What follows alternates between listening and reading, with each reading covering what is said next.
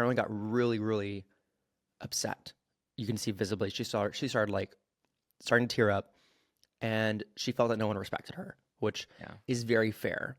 Like Gabby even got to speak up about this too, being like, we have these personalities that no one takes us seriously in day-to-day life sometimes. So it was just such a great moment where Carolyn's like, if I was faithful, I would have been hanging out with Tom Sandoval. Yeah. Like I was like, You like honestly, that. It's the Pop Report. So juicy. how do you do this at this hour? What time do you record your podcast normally? 8:39. And you get up Like at 5 every day? 4. Because 4:15. Get up and then from like 4:15 is like get out of bed, get Jerk coffee, get the Oh. dogs. No, I haven't come since Sunday, just FYI. Like I just don't have time don't have the energy. or the energy. But so no, yeah, and like my 5 a.m. to 6 a.m. is like my prep time, and then 6 to 7 is workout time, and then 7 to 8 is shower, get ready time, and then 8 to 9 is final prep for the show. Y'all bitches, we watched the Traitors finale and reunion, and we're like, let's cover it same night of. Zach and I are texting, no bitch, let's just do it at 7 a.m. the next morning. I'm like, okay. Me getting up at like 6:40, being like, ugh. Exactly that sound. Well- this is glam of 7 a.m. This is 7 Erica a.m., Jane yeah. at 7 a.m. But like, what a night! What a finale! Like what? Like it was jarring. You think it was jarring? I think it was I fine. thought it was good. I mean, well, David even called me. My manager David called me after the first like 2 minutes, and he's like, "Oh my god!" And at first I was like, "Why are you calling me at like 9 p.m. right now?" And he was like, "The Traitors. Did you watch it?" And I was like, "Yeah." And then he texted us at 9:12, and I was like, the fuck? He was up and on. He was on it. I mean, so this episode's mostly dedicated to the Traitors finale and the reunion. We have a few other small updates, but obviously if you have the Pop Report, hit a button of some sort. Zach, what do they hit? Hit the like button, hit the subscribe button. If you want to make sure you're fresh with the news, hit the little bell button so that way you get a notification every time there's a new episode. As they fucking should. As they fucking should. Mhm. In our last episode, we had Miss Donna Bowling. We had some comments on Spotify. Some people said, from Tammy, now I know why Zach yells, he can't get a word in. I just am loud. I mean, you are loud and proud. You are Miss Americana in her glory. In this week's hate comment, this user doesn't even have a full username. It's just numbers. It says, this was the worst. Well, thank you for Thank you. giving me confidence to get out of bed in the morning to take on Las Escuelas. You are the moment. Thank you for coming to this podcast and leaving that comment for no damn reason. So What thought I'd would shout we those things do out. without you.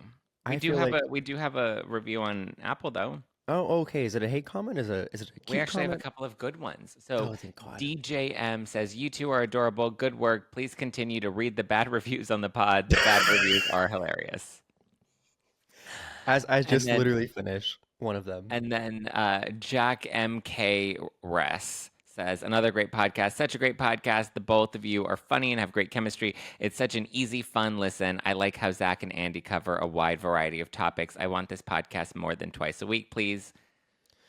Well, if we had some shmoney and no, I'm kidding. Yeah, it'd be nice, but how do you do it every day? Don't know, Zach. Don't fucking know and don't fucking care. Well, I do it every day, and then I do Pop Report twice a day. And then right now I'm taping like Twice 3 a or day? 4 other When people's did shows. that happen? When did Twice twice a a day week. happen for the? Well, when yeah. twice a day I tape No Filter, and then I tape the Pop Report. So that is twice a day. Well, at least you're talking to somebody. The first time you're just sticking your thumb up your ass and hoping for the best. And the best has come. And the best is you not bottoming. Anyway, we have a lot to get into this Traitors recap. So, So much. first of all, I will say this much. I apologize. I deeply apologize because Zach and I were texting, and I was like 45 minutes into the Traitors episode. And I usually watch this with like with my boyfriend like every episode, and so the final, I'm like, I'm not gonna be able to watch with him. This is disappointing. I'm watching by myself. Fuck me, whatever. I'm doing it for work. So it took the fun out of it. So the first 45 minutes, I'm like doing it, and then he calls me. He's like, "Hey, babe, I'm free now. What are you doing?" I'm like, "I'm watching the episode." He's like, "Oh," he's like, "I'm gonna go home and watch it." Well, you watch it because you already started. I was like, "I might have. What if we just watch it from like the 45-minute mark?" He's like, "No," and I'm like, "Nothing juicy's happened. I can just recap it for you." And he's like, "Absolutely the fuck not. Like, no. Like, I'm not gonna go back and watch the first 45 minutes." And somehow I convinced him to say yes. And in the end, Zach and I still ended up recording this morning. But I watched the first almost half and then had to wait 30 to 45 minutes to continue the other half. But out the gate of this episode, the first what 4 minutes, first 4 minutes, it was Crazy. just I we got predicted some this girl out. though. This is exactly I said that the cliffhanger because everybody which to be fair we have been deceived with edits before that you can't always trust the Yes. edit, but for me I was just like if Gabby doesn't vote for Danielle then Eh. there's got to be a tiebreaker, right? And so my thing was, it's like, why wouldn't, if there's going to be a cliffhanger, the cliffhanger should be the tiebreaker because then it's like, what's going to happen next? How are they going to solve this and get rid of somebody? Which we didn't see, and there wasn't a lead up to that. So I was like, I actually think Gabby does turn on Danielle, and how You poetic would mean you that mean be? Brittany? Oh yeah, sorry, Brittany turns on. Gaggy already put in her vote. So there are going to be every bits and pieces of spoilers in this episode. So like you haven't seen it, turn it off right now. Go away. Don't stay. First thing out the gate, yeah, Brittany's edit made it seem like she was going to be voting for Danielle or we were going to have a tiebreaker vote. And Brittany's vote in the Traitors final episode was for Danielle.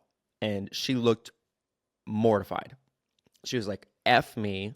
And immediately Danielle's comment, I think, was like, "You did it again. I can't believe you." Yeah, Like, I really thought based on the edit, we would be getting the tiebreaker, which I think that's why, like, she would be mortified because it's up to chance, which I kind of wanted to see that, honestly. I kind of want to have that moment for television of like, your fate's actually on a coin. Good job. Good luck. But Danielle was out, and Danielle revealed that she was, of course, a traitor, and everyone screamed, did their whole thing. And so that was the first 5 minutes of this. And everyone's like, all right, I should have trusted my gut a little bit. I should have not been so trusting of Danielle. Dylan Efron looked gutted because of the comments that he and uh, Danielle have had together of like, trust me, I've got you to the end. yeah. I Which mean, I believed. I believed she would have taken him to the end, and then she would have backstabbed him at drop the kicked him. final. Yeah, Yeah. So, I mean, the 20 to 25 minutes after, I don't feel boring, like a lot happened in the episode, but boring. you probably No, have I a, thought the challenge was boring. oh my God, thank God. Boring and unnecessary. I mean, all of the challenges are kind of boring. I normally fast forward through them, but last night I actually wanted to watch and just see if there was anything interesting, and there really wasn't. And then the other thing too is you can tell this challenge was filmed before the final round or before like just you could see in their outfits that the challenge was filmed on a completely like separate different day from what was going on in the castle that day. Yes. And the challenge just felt so like random. It was kind of random. And for those people who don't know, the entire Traders episode takes place over, or the recordings, my mistake, over the course of a month. You have a month you're recording this. So there are days, there are some breaks. You know, you do go to sleep, and like it is pretty fast. And you have what 23 people. So like every almost night, like you can start doing the math, being like, okay, it comes close to a month, Yeah. depending with some breaks and more. And this challenge in this episode, it was fine, but like it didn't move the plot. They had No. to, of course, go and find wherever the specific money would be located as a clue. Like there was a clue that's like You will always try to hunt me, but I will never be able to be hunted. I have no idea what the exact verbiage is, but they're like, what can you actually never hunt? What's something you can never actually find, no matter how hard you try? And it was like a unicorn forest. So they're like, bitches, let's go to the unicorn forest. It's like it's Leopleurodon, Charlie, if you know the reference. I don't. Oh my God, Zach, What is the Charlie reference? the Unicorn. It's like OG YouTube. What? Who is Charlie the Unicorn? I know. Ow, you bit my finger, Charlie. That's Also, YouTube. OG YouTube. Yeah. So they got their money. I think the cute little moment was like everyone riding away in their own um cars, which was cool. Yeah. But like other than that, it was just like okay, everyone has their Just cute felt little like like filler. as last friends moment. I think that some of the challenges have honestly been pretty cheesy in this season. Yeah. Like looking back when they've played a couple different clips throughout the season, the clown challenge with the balloon, with the doors, that was dumb as fuck to me. Yeah. Like some of this was just overproduced. This one was like, okay, you guys are just driving away. But like I always wonder when they record these challenges, they're running in the woods and they just seem to get every camera angle perfect. Oh, they're Well, around the that's corner. because I mean We have they another camera. reshoot it a million different times. They I know. And so then shoot you these like kind of things. watch the countdown clock and you're like, did they It's just not tell them real. to run like 100 yards and be like, all right, and cut, run Yeah. again? Because they Yeah. always seem to get the challenge every Yeah, time. and it's always about the time. And like you have to think they're filming these challenges for way more than what the timer is actually saying. It's they let them finish the challenge, and when they see that they're like gonna wrap up and they're getting close to the end, that's when they have Alan film. Okay, you have 20 seconds left. Get it in. Like it's just Hmm. I don't know. The challenges are my least favorite parts of the Traitors game. They just don't feel entirely necessary, but I understand that like they need to win the money in order to like, have a prize pot at the end of the day, but I just think everybody's like not interested. And these challenges I think were just dumb. Some of them in the beginning of the game, like the boat challenge, amazing. I think that was great. Yeah. Like I think that it did show. I think they like edited it to make it look like okay, they chose not to go for the additional dollars, so that there's going to be some time left on the clock, quote unquote. But this challenge, they just drove back in their little Bentleys and it was cute. Everyone had their little moment. They're ripping it. Dylan Efron had a good time. He was happy. He loves a good thrill. And they come back and they're like, "We have your bags of cash." Each bag was $2,000 or $2,500. And I just love how Alan Cummins like, "There's a twist. You didn't see this fucking helicopter in the field behind me, but you're gonna be strapped boots in and hang from it." And I was like, "You know who's gonna do this? Dylan." Like I was just watching. I was like, Dylan's gonna be the only one who does it, or like you're gonna all vote for him to do it. All these bitches and hoes Hmm. dangling for their life. I would have been terrified. Like just the anxiety that I was getting, even thinking, I was like, I could not have done the Ivor thing and gone alone. Oh, you Like know what I I was would, thinking in this too? what? You know what I was thinking during Oh, this scene? I was like, yeah. if this was Zach and I on an Amazing Race or something, this bitch would not do that. This bitch I would. This would. would This would be all on me. freak out. I would I'd be love like, it. like heights are something I do not do. And like I would need like who did Dylan ended up going with Gabby, Gabby. right? I Hmm. would be Gabby and I would need Dylan to just be like somebody I need a thrill seeker that can just be like, Yeah. okay, stay focused, like Yep. that can keep yeah, you love like roller coasters and shit. I don't like Oh roller yeah. coasters. Throw me upside down, pin me against a wall, whatever. You know. So that's not me. And so I would absolutely need to just kind of be along for the ride and then just kind of need, to calm myself midair Okay. somehow. So we had Ivar going by himself, Gabby and Dylan, and we had Dolores and Brittany. And so in the challenge, I think we got two of them from Dolores and Brittany in total. Two Yeah. bags made it in this ring of fire. They were supposed to drop bags from quite a few bit of distance in the air. And so we had the two of them. We had Gabby and Dylan, and Gabby missed both times. Dylan missed okay, he made it in, but like barely. We had Ivar, I think made it in once, something like Yeah. that, but they were able to lock in some cash. Cool, cool, cool, tight. The total for the grand prize ended up being $204,000 Yep. thanks to their efforts. So, with everything, it then just came to, okay, you guys are just driving away. Like, what can you actually never hunt? What's something you can never actually find, no matter how hard you try? It then just came to all right, game on. And that was literally almost the 45-minute mark in. I was like, we just had an elimination, we had a challenge, and it's taken us this far to get into almost half the episode. So it's kind of like, this episode's an hour and 15 minutes. Yeah, Papa's sitting down, but Papa's like, it wasn't nothing, entire. The in my opinion, challenge nothing really season. happened except for the first bit. No, the first bit was good, and then obviously the final banishment. Like I don't know. It again, I think it's quintessential of this season overall because I feel like this season just didn't live up to the last two seasons. I think there were some good moments in this finale that made the finale better than the season. Like the finale, I feel like at Hmm. least saved the season. Mostly just seeing Brittany turn on Danielle and then seeing the final faithful go to the end because nobody wanted Danielle to win. Yeah, and at the round table, obviously after the challenge, finally something happened at literally around the 45-minute mark where Brittany's like, I'm gonna go for Dylan. Like Dylan's always been about get the money, get the money, get the money. And it was just, I'm not gonna lie, an iconic moment when they all are finally at the round table and everyone's like, is it Brittany? Is it not? And then Ivar just looks and is like, Brittany, it could be you. You could be a traitor and you could be the meekest of them all. And she's like, what? And I was like, meek? Meek's the word we want, like Meek Mills almost. But he's like, yeah, think of Bob, think of Rob, think of. He's like, yeah, just you would be the meek one of Yeah. all of them. She's like, I don't agree with that, but whatever.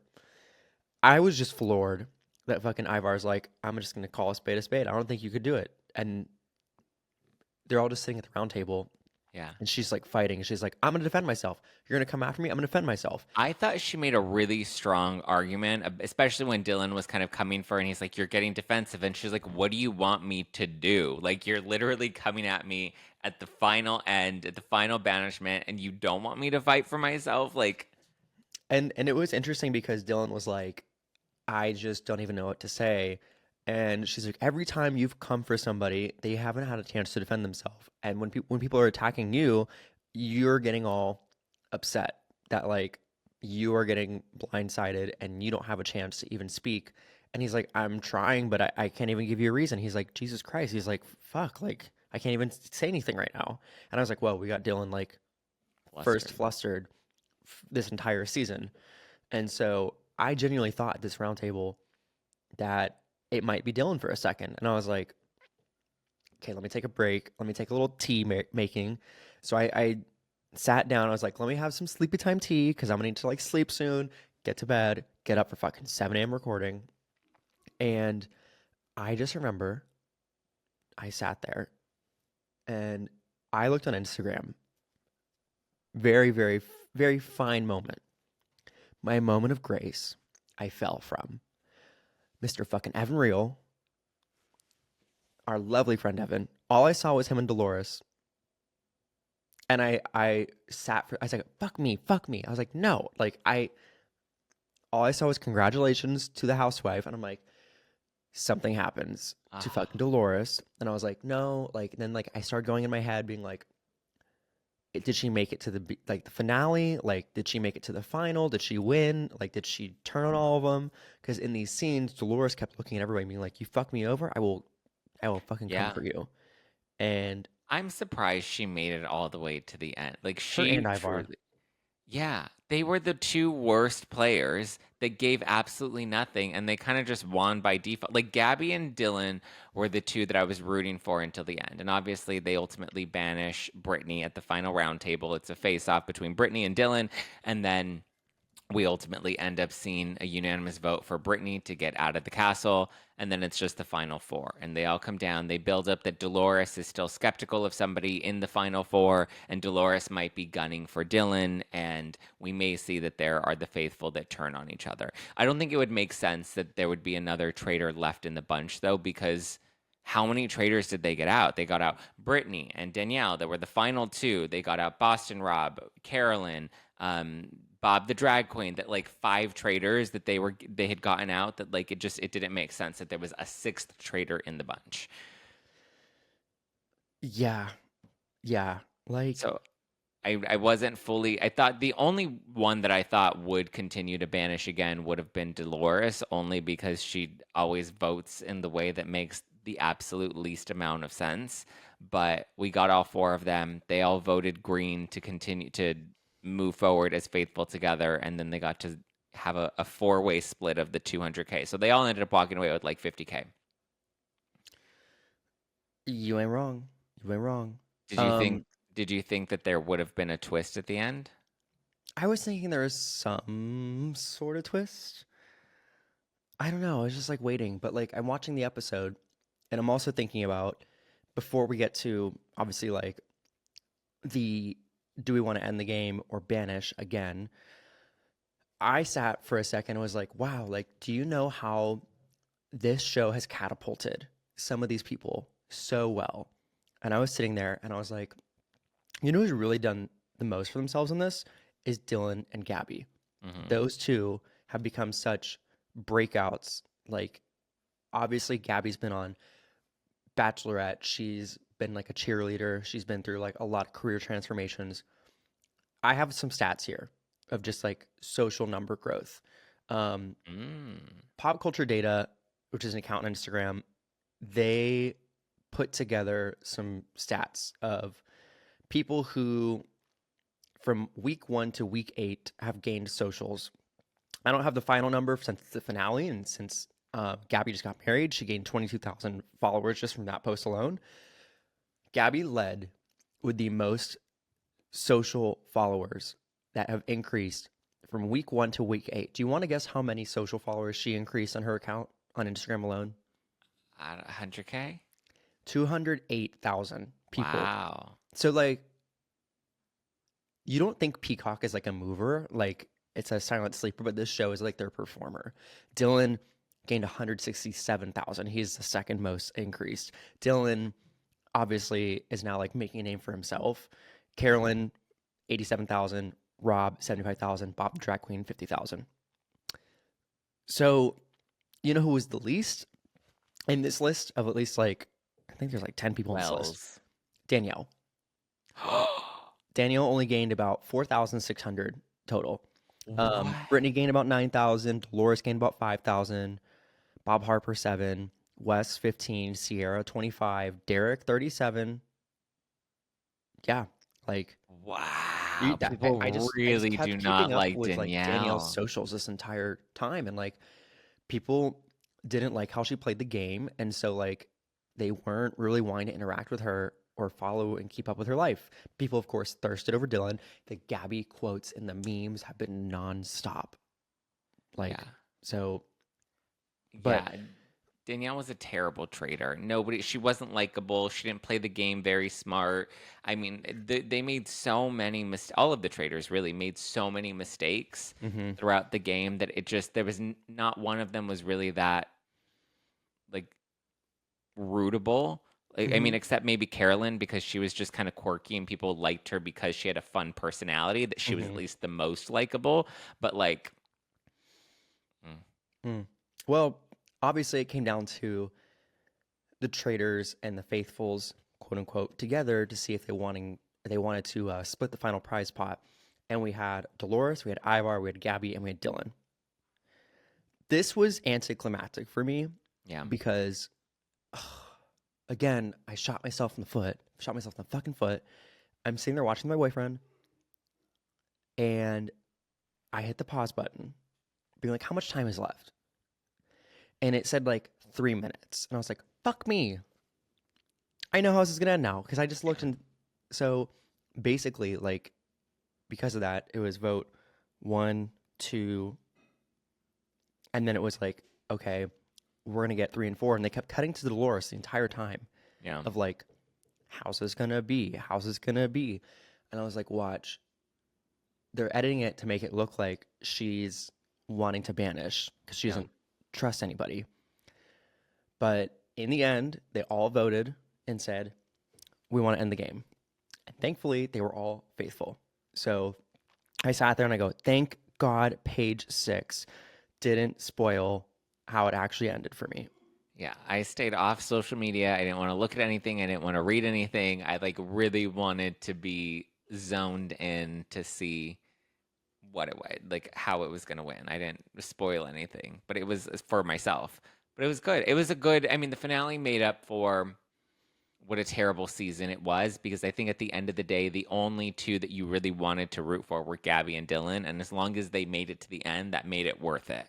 And we got that. I Hmm. don't think Dolores deserved to win. I don't think Ivar deserved to win. I just think they gave such little. I mean, and that kind of just goes to show you if you're quiet and meek and you kind of skirt all the way through, you can maybe make it in the end. Well, I mean, last season we had them kind of turn on MJ, who skirted until the end, and that made sense, right? That they turned on her because they're like, she didn't really deserve to win in the end. Whereas in Oh this my god, that case, was if they would, brutal. it That was was brutal. brutal. It was because MJ was so excited. And she's like, "We won, we did it!" And then they're like, "Boom, banish again!" And she was like, "What?" And then they both turned on her. Who was it That who was split it fun. last time? What turn? It was Parvati and no, it was Trishelle and CT. oh, that's right. Yeah, I forgot about that. Yeah, and they're like banish again. And they kicked out MJ at the last minute, which I mean was like it made you want to hate them, but also at the same time it was kind of like, well, but yeah, they played a strong game, both of them, and MJ did not. MJ skirted until the end, and Wasn't the we first see season too like they turned on each other or something at the very end, and they kept it all for himself? there was a traitor. A traitor won season one. It was Mm. Serene. Oh She yeah, that's won. right. And it was the three of them left, and there were two faithful and one traitor, and Serene duped them. But she played a smart game of just kind of like stay under the radar. She played the Dolores game, right? Stay under the radar, make it until the end, and just don't let there be any smoke on you. Whereas I feel like every traitor this season just made themselves such a blatantly obvious target that like I mean, because even after a while, the faithful were all like traitor, traitor, traitor. Like they were getting it down pretty good. And I think it's just because the traitors this season were really bad. Which brings us to the reunion. Mm. Out the gate, everyone was like, the traitors were bad. The traitors were bad. The traitors were bad. This stack of traitors made it the farthest, though. Carolyn made it to week 7. Danielle made it to week 8, which is the longest the traitors have I guess, like, they said made it in No, the all of the game. traitors have made it to the finale before. I know, which I was kind of confused of, like, okay, like, They have to have a traitor in the finale. Otherwise, the finale is kind of a bust. I mean, it is what it is. But they said that's the longest the traitors have made it, Well, I think which I was that's like, only because didn't a traitor win before? this was the most amount of traitors that we've ever had in a season because they kept having to recruit people and like, bring in some like this we had 3 recruitments this season. Yeah. Yeah, I was like, this is stacked. But the reunion, that was fun. That was fun. Um, did you like the reunion? Because I think Andy Cohen, unfortunately, why we have him here? Like, We this isn't didn't a need housewife him. reunion. It makes more sense for an Alan Cumming to be Yeah. like the host of it. I But think Ellen should have been the host of the reunion. It doesn't make sense to have Andy. Um, but it was a good this was a good reunion, just the way that they layered out the players, right? We started with the 4 that won, and then we brought in the traitors, and then we brought in Brittany. Like just the way they kind of layered each of the thing and gave everybody at least a little bit of camera time. Like we even got to hear a word or two from Wells. So I feel like, we it was a nice kind of reflection on the season. There was a bit of drama. Like it was good. Whereas I feel like last year's reunion, MJ came in and like wanted to fight with Trishelle and CT, and like they're just like, why are you like it's a game? Like they didn't want to like take the bait and have any sort of like oh my God, engagement yeah. with that. Whereas at least here we had like there were feisty moments, there was drama, there was levity. Like it gave us a lot. Yeah, I will say, like, hot out the gate, we had Danielle, which everyone was like, all eyes on Danielle. We had Carolyn, Tata's out. That was the theme of the finale. Like, I was like, everyone looks good. And the Yeah, theme of the year is really like, how much areola can we like get away with? And it was present. Um, on display. the full housewife spray tan was on. It was just like quintessential reunion, but like I don't ever watch reunions for this show. I don't think they're that great in my opinion. So this time I was actually invested and wanted to watch the reunion. Um, when it came to it, I was like, okay, like this is interesting. Can't wait to see what happens. But we had quite the levity because out the gate, you know, Danielle was like center focus. And they're like, okay, Danielle, how do you feel? What's going on? And she's like, look, like, let's play it back. And they watched, and she's like, I played a messy game. She's like, I was not myself. And she's like, I will admit, I fumbled. And so, like, you can make fun of me. Like, she's like, it is just a game, though. And so, for her to say that out the gate, I'm like, I have a lot more respect for her. I liked her a lot in this reunion compared to, like, how she played the game because I think her real personality got to come out Yeah. during the reunion. And so, her and Carolyn had some little moments. Carolyn got really, really upset. You can see visibly. She started like starting to tear up, and she felt that no one respected her, which Yeah. is very fair. Like Gabby even got to speak up about this too, being like, you know, we have these personalities that no one takes us seriously in day to day life sometimes. So it was just such a great moment where Carolyn's like, if I was a faithful, I would have been hanging out with Tom Sandoval. Yeah. Like I was like, You like honestly, that? like you would be in the same group, like not taken Yeah. seriously. And she's like, it's just hard, but like it's a theme of my life. But she's like, I had a lot of fun with this, but she's like, it was also really difficult. Yeah. They, you know, talked about how Boston Rob like really broke everybody up and was like, you broke the trust. And he's like, yeah, I guess I did. I think he thought that he was going to be able to remain in control. And once he did that, Danielle and Carolyn just kind of turned, and they were just such wild cards that he couldn't control them. That even he was just like, when he saw them going at each other at the round table, he was just kind of like, whoa, wait, like, this is not what you guys are supposed to do. Like, you're not playing a smart game here. Like, I understand kind of shook things up by taking out Bob the drag queen, which we also then learned was like more of a like fleeting moment in the castle more than it was as they showed it on the show. He was like, nobody really picked up on Bob's Mhm. comment, but the fact that he did, I ended up taking that and running with it. And Bob's like, I don't even remember saying that. Yeah, and that's great because like there's a line in the reunion that says, I think it was Robin. She was like, there's 23 people and we don't see the things that you all are focusing on. We're not focusing on the same three Yeah. people. There's like 23 people. So she's like, it's not easy to pick up all these moments. And so even looking back at it, everyone was talking about, you know, Boston Rob. And I'm trying to remember my train of thought. I was just like on something, but uh, he was like, you know, yeah, like I played these games before, and someone was like, you take everybody to the end who is naive, and then you Yeah. stab them in the back.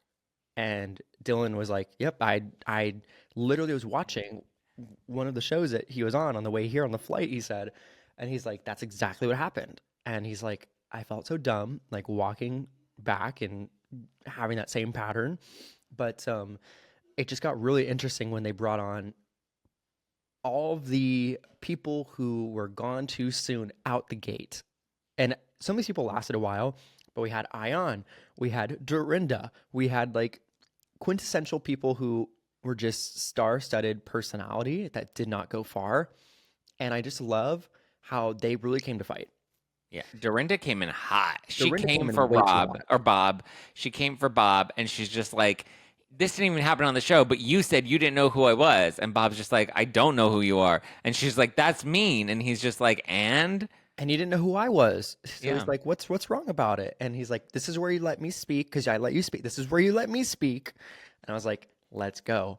And so that was really funny to me because like Dorinda got no moments out fast. Bob obviously looked stunning, still could rebuke and rebuttal.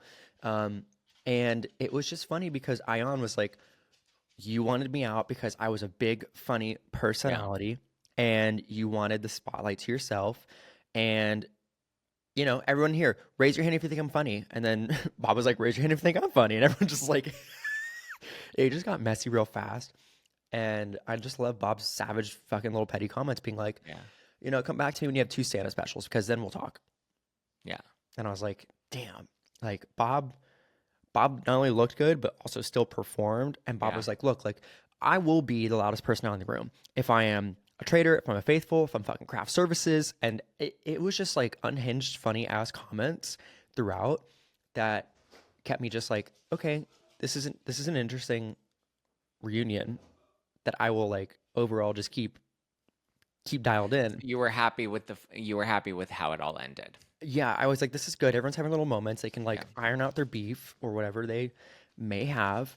But specifically, like Wells and Ion also getting along. I was like, are they dating? Like, are they like so confusing?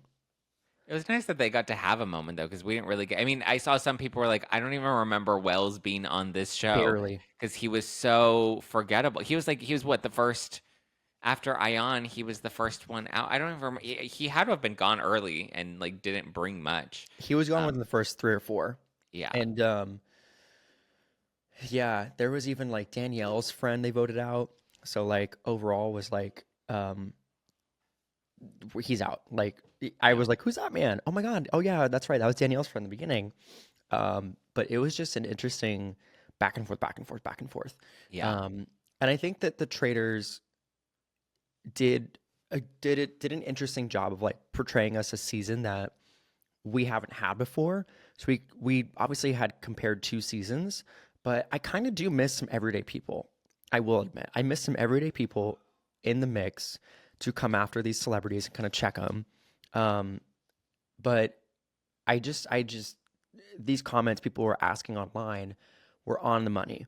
We had people asking about Danielle and her NDA, which she's like, that's not true. I did never reveal to yeah. I'm Brittany. glad that they put that rumor to rest because that was going around. Everybody's like, oh, she, broke the NDA and she told Brittany and it was all a conspiracy, which I didn't believe. And it just kind of, I don't know, people ran with that.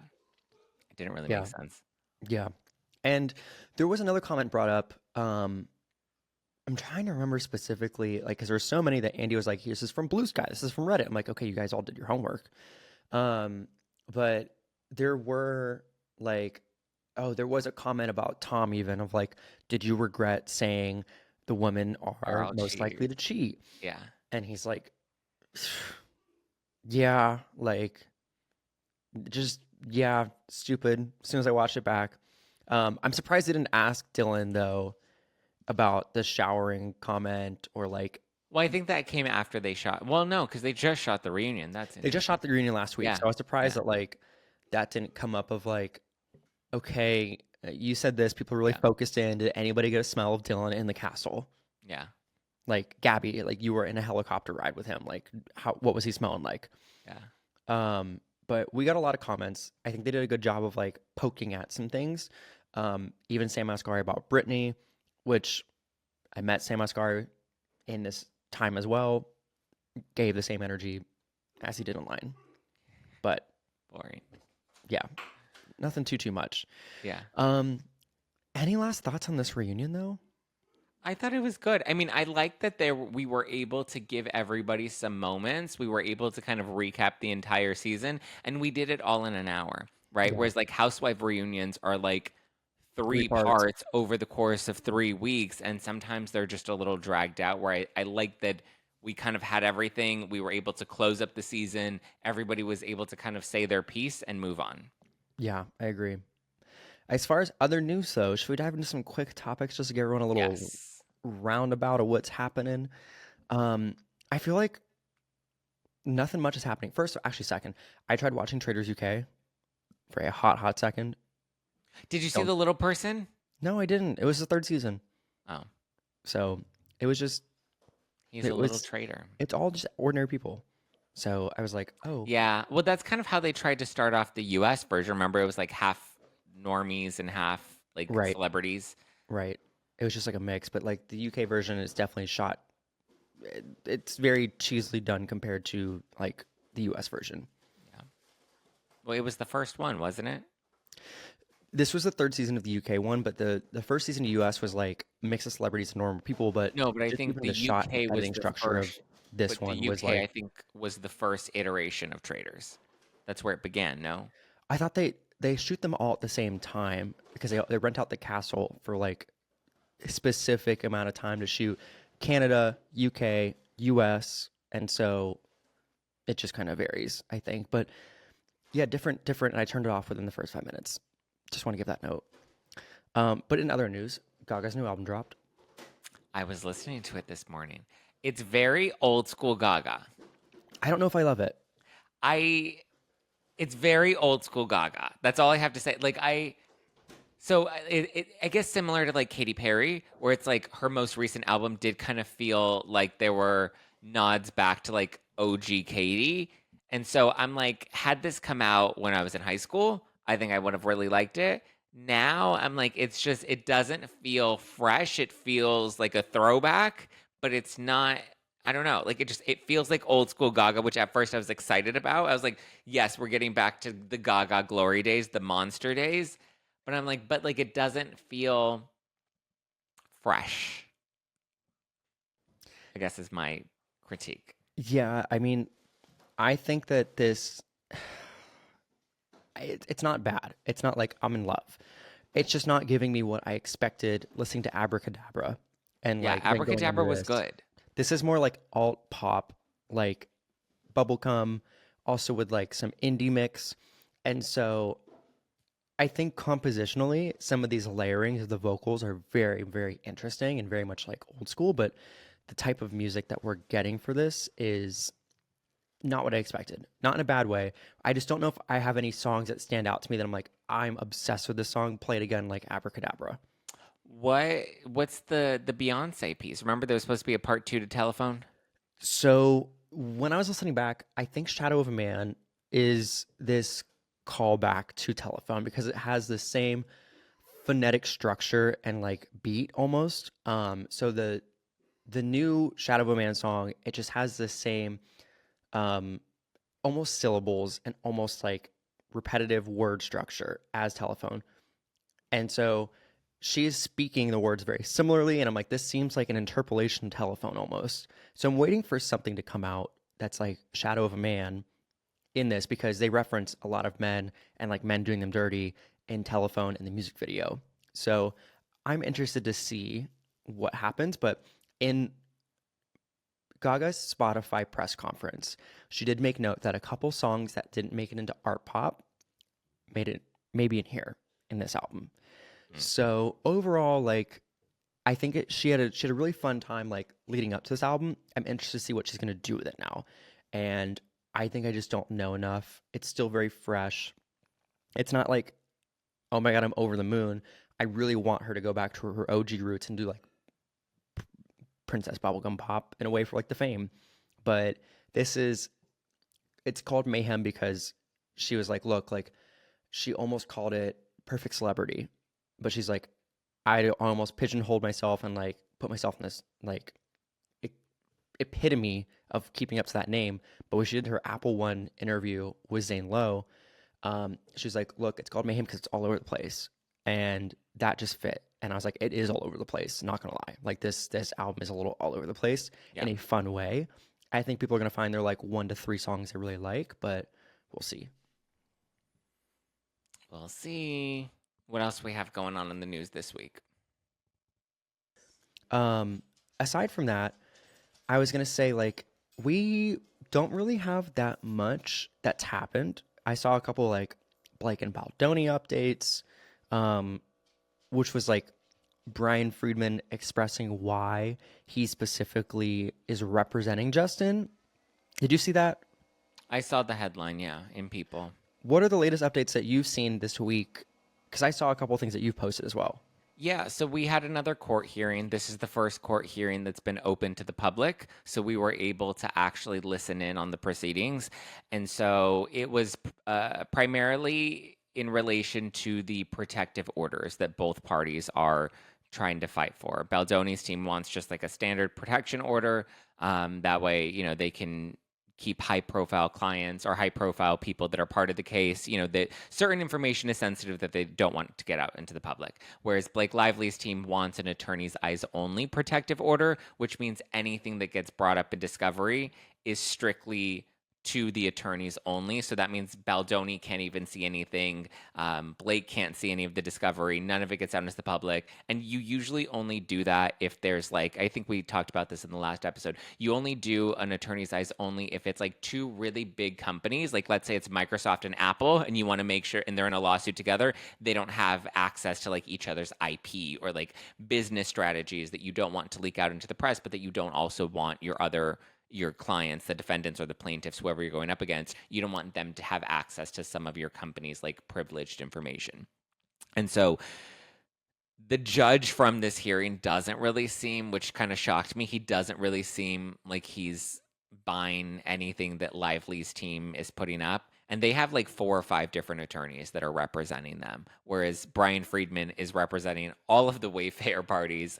And it was interesting because Blake Lively's team just definitely seemed a little more nervous and a little more, and the judge had a little less tolerance for some of the arguments that they were trying to make that just didn't really make a ton of sense. And so it really seems like they're trying to protect something. And so people are speculating that they're really trying to protect the text messages with other celebrities such as Taylor Swift and Bradley Cooper. They're afraid that those text messages will go out, and that's why they want the attorney's eyes only protections in place. But we'll have to wait and see. I mean, I'm predicting the New York Times will probably end up winning and get dismissed from this. I don't think Leslie Sloan will get dismissed from this case. I think we may be seeing a settlement soon if they don't get the attorney's eyes only protection. Yeah. And the Taylor Swift text messages get dragged into this. I absolutely think we'll see a settlement before we get to discovery. Do you think one of those celebrities will reach out to Blake and say, like, you need to settle? I'll help you pay the I'm settlement. sure there's already pressure on her to settle, and that's why they're fighting so hard for this protective order. Because the arguments that they were making were kind of dumb. They were just like, oh, well, Leslie Sloan is a publicist, and Jennifer Abel, who's on Baldoni's side, she's also a publicist. And like, we don't want to give up privileged information of our PR firm, like our client list. And then Brian Friedman was like, you're a celebrity publicist and you're afraid that your client list is going to become public. Like, don't people know who your clients are? Like, you're a Right. celebrity publicist. Like, what, we're going to learn that you represent Taylor Swift? Like, what it is in there that what in your client list? Like, this isn't the Epstein client list. Like, No. nobody's like, it's not a secret who your clients are. Or they were arguing that, you know, Blake Lively is afraid of her security, that they're afraid that her security details may get out.